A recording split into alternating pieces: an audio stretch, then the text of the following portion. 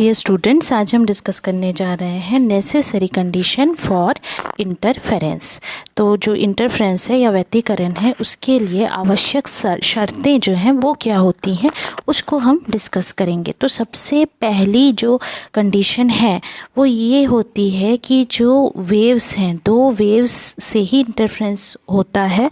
तो ये दो वेव्स जो हैं इनको होना चाहिए कोहेरेंट। कोहेरेंट को हम दूसरे शब्दों में कुछ ऐसे समझ सकते हैं कि हम जैसे कहते हैं कला संबद्ध, ठीक है। तो कला संबद्ध कहते हैं, लेकिन इसका मतलब क्या होता है? कला संबद्ध होने का मतलब क्या होता है? तो यहाँ पे देखिए कि हमको ये पता है कि जो भी एम्पलीट्यूड की वैल्यू आती है, इंटेंसिटी प्रोपोर्शनल होता है एम्पलीट्यूड के।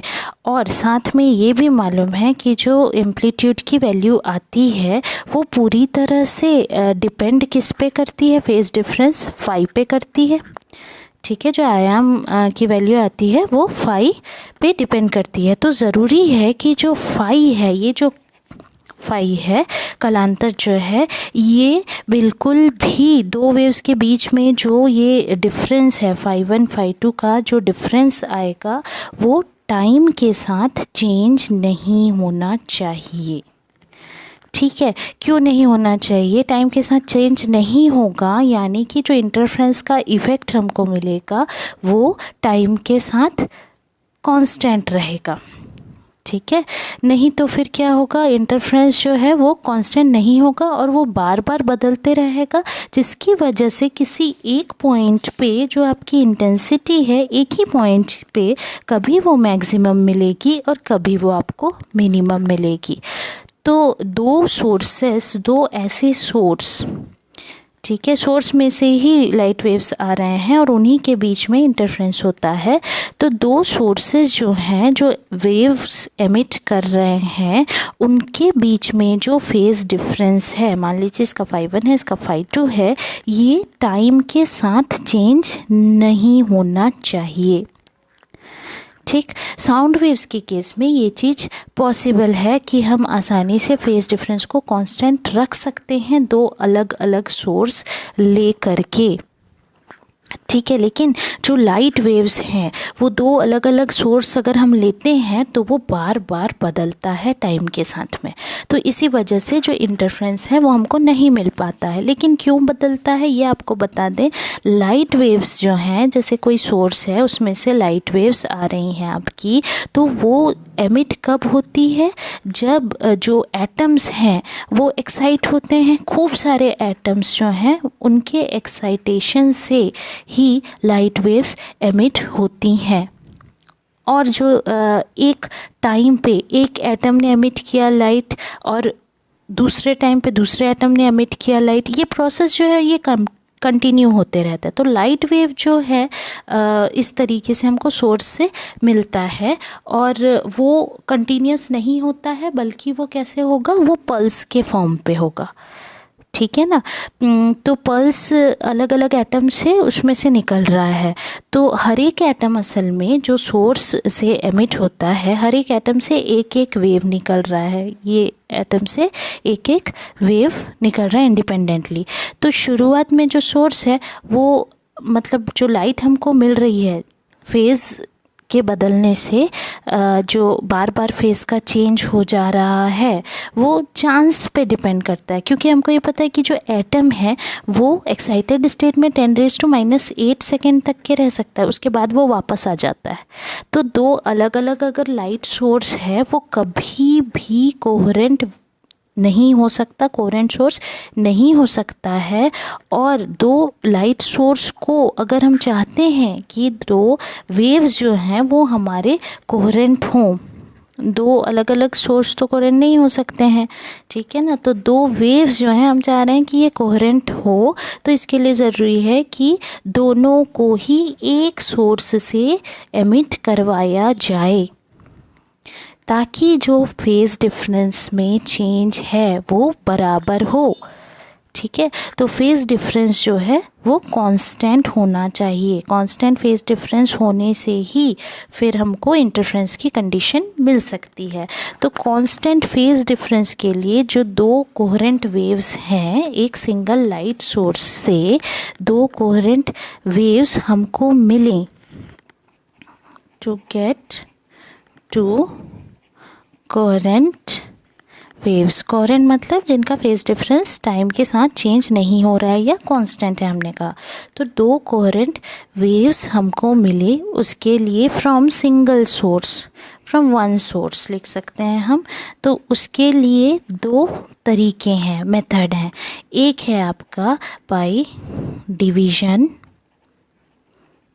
ऑफ वेव फ्रंट, जो वेव फ्रंट होता है आपका, जो तरंगाग्र होता है उसको डिवाइड करके, और दूसरा है डिवीजन ऑफ एम्पलीट्यूड, एम्पलीट्यूड को डिवाइड करके। ये दो तरीके से हम दो कोहेरेंट वेव्स प्राप्त कर सकते हैं सिंगल सोर्स से। तो इसके लिए अलग अलग एक्सपेरिमेंट्स होते हैं। वेव फ्रंट डिवाइड करके जो एक्सपेरिमेंट होता है वो होता है एक यंग्स एक्सपेरिमेंट। बाकी रिफ्रैक्शन से भी प्राप्त कर सकते हैं, जो फ्रेनेल बाइप्रिज्म कहलाता है ये एक्सपेरिमेंट। और एक और जो है वो रिफ्लेक्शन से प्राप्त किया जा सकता है, लॉयड्स मिरर करके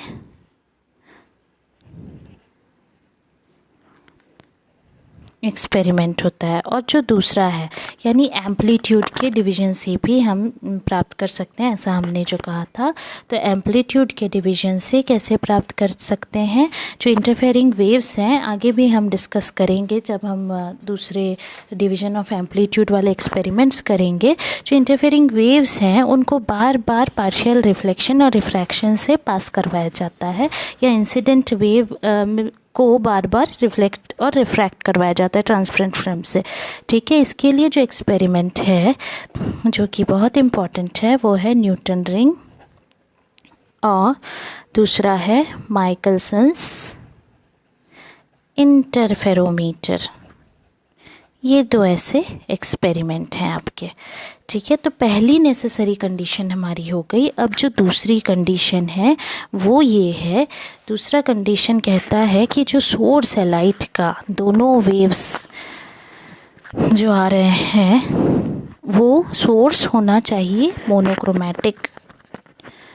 source should be monochromatic. Monochromatic है यानी हमेशा हम ध्यान रखेंगे कि मोनोक्रोमैटिक का मतलब होता है सिंगल वेवलेंथ, एक ही वेवलेंथ वाला सोर्स। ठीक है, क्यों ऐसा होना चाहिए, सोर्स को मोनोक्रोमैटिक क्यों होना चाहिए? तो उसका रीज़न ये है कि जो लाइट है वो सिंगल वेवलेंथ हम चाह रहे हैं, सिंगल वेवलेंथ का होना चाहिए। हमको ये पता है कि लाइट जो विजिबल लाइट है उसकी रेंज होती है आपकी 4000 से 8000 एंगस्ट्रॉम तक की। ठीक है ना। अब इंटरफेरेंस पैटर्न हमको चाहिए वो एक ही वेवलेंथ का होना चाहिए। जो डिस्टेंस है, दो फ्रिंजेस, हम बार बार फ्रिंजेस की बात करते हैं, तो ये फ्रिंजेस होते कैसे हैं, ये हमको या तो लाइंस के फॉर्म पे दिखाई देते हैं। एक ब्राइट होगा, एक चमकीला होगा, उसके बाद वाला डार्क होगा, फिर ब्राइट होगा, फिर डार्क होगा। ये लाइंस जो दिखती हैं उन्हीं को हम फ्रिंजेस कहते हैं। ठीक है, तो जो इंटरफेरेंस पैटर्न मिलेगा वो इस तरीके से, अगर हम वाइट लाइट सोर्स यूज़ करते हैं तो वो हमको ऐसा मिलेगा वाइट लाइट में, क्योंकि पूरे वी से लेके आर तक विबग्योर है। ठीक है ना, तो इसके लिए मिलेगा आपको एक चमकीला वाला, फिर एक मिला डार्क, फिर इसके लिए मिला एक चमकीला वाला, फिर एक डार्क। इस तरीके से ये बिल्कुल ओवरलैप हो जाएंगे एक दूसरे के ऊपर, तो वहाँ पे हमको फ्रिंजेस अलग अलग नहीं दिख पाएंगी। वायलट कलर का चमकीला, वायलट कलर का डार्क, उसके बाद उसी के ऊपर वायलट के डार्क के ऊपर इंडिगो का चमकीला आ गया, तो फिर वैसे में हम इंटरफेरेंस पैटर्न को अलग नहीं कर पाएंगे। ठीक है, को मतलब पूरा ओवरलैप्ड हमको मिलेगा। इस वजह से मोनोक्रोमेटिक सोर्स यूज़ किया जाता है। मोनोक्रोमेटिक सोर्स यानी हमेशा याद रखेंगे कि हम किसको मानते हैं, सोडियम को मानते हैं। सोडियम को मोनोक्रोमेटिक सोर्स के रूप में लिया जाता है और इसमें भी हालांकि 2 वेवलेंथ होते हैं, 5890 एंगस्ट्रॉम और 5896 एंगस्ट्रॉम, लेकिन ये इतने पास होते हैं कि इसको सिंगल वेवलेंथ ही माना जाता है और डिफरेंस असल में ये बहुत कम है इन दोनों के बीच में, तो इसीलिए इसको मोनोक्रोमेटिक सोर्स माना जाता है। तीसरा जो है कंडीशन हमारा, जो एम्पलीट्यूड है दोनों वेव्स का वो लगभग बराबर होना चाहिए, नियरली इक्वल होना चाहिए। ठीक है, अब हमको ये पता है कि अगर A1 और A2 एम्पलीट्यूड है इंटरफेरिंग वेव्स के, तो कंस्ट्रक्टिव इंटरफ्रेंस के लिए जो इंटेंसिटी की वैल्यू आती है कंस्ट्रक्टिव के लिए, वो डायरेक्टली प्रोपोर्शनल होता है आपका A1 + A2 होल स्क्वायर। वैसे ही डिस्ट्रक्टिव के लिए जो आती है वो होता है A1 - A2 होल स्क्वायर। अगर ये जो डिफरेंस है एम्पलीट्यूड के बीच में A1 - A2, अगर A1 - A2 बहुत बड़ा है तो A1 - A2 का होल स्क्वायर जो है और A1 + A2 का जो होल स्क्वायर है, इनके बीच का डिफरेंस जो है ये बहुत ही छोटा हो जाएगा। तो जब ये बहुत छोटा हो जाएगा तो डिफरेंस बहुत छोटा हो जाएगा, एम्पलीट्यूड इंटेंसिटी के बीच का जो डिफरेंस है वो बहुत छोटा हो जाएगा। इसका मतलब हमको अलग से इंटरफ्रेंस पैटर्न नहीं दिख पाएगा। जो मिनिमम इंटेंसिटी है वो आपकी बिल्कुल ज़ीरो हो जाएगी और आपको इंटरफ्रेंस पैटर्न यहाँ पर भी ओवरलैप करेगा कह सकते हैं, या नहीं दिख पाएगा हम ये कह सकते हैं। ठीक है, क्योंकि V जो है विजिबिलिटी फ्रिंजेस की जो होती है वो Imax - Imin upon Imax + Imin ये होता है। तो अगर I मिनिमम इंटेंसिटी अगर 0 हो जाता है तो V = 1 हो जाएगा, मैक्सिमम हो जाएगा। ठीक है, तो मिनिमम इंटेंसिटी जो है आपकी, ये डिफरेंस जो है ये देखिए, ये अगर बहुत ज़्यादा बड़ा हुआ तो फिर इनके बीच का डिफरेंस जो है वो बहुत ज़्यादा छोटा हो जाएगा, जिसकी वजह से हमको नहीं दिख पाएगा फ्रिंज। जो लास्ट वाली कंडीशन है वो ये कहती है कि जो दोनों वेव्स हैं उनको स्ट्रेट लाइन में प्रोपगेट करना चाहिए, ट्रेवल एक ही स्ट्रेट लाइन के अलोंग प्रोपगेट करना चाहिए, आगे बढ़ना चाहिए, या 2 कोहेरेंट सोर्स जो हैं उनको काफ़ी क्लोज होना चाहिए। तो सेपरेशन जो है मिनिमम इंटेंसिटी के पॉइंट का अगर ऐसा हुआ तो सेपरेशन जो है दोनों के बीच का बहुत ज़्यादा होगा, तो फ्रिंजेस बहुत अच्छे से हमको दिख पाएंगी। तो इस तरीके से ये कुछ कंडीशंस हैं और इन कंडीशंस को ओबे करवाना ही एक अच्छे इंटरफ्रेंस पैटर्न को दिलाता है। ठीक है, आज के लिए इतना ही। अगर ये वीडियो पसंद आया तो शेयर, लाइक, सब्सक्राइब करना ना भूलें। कोई डाउट होने से कमेंट सेक्शन में पूछ सकते हैं। Thank you.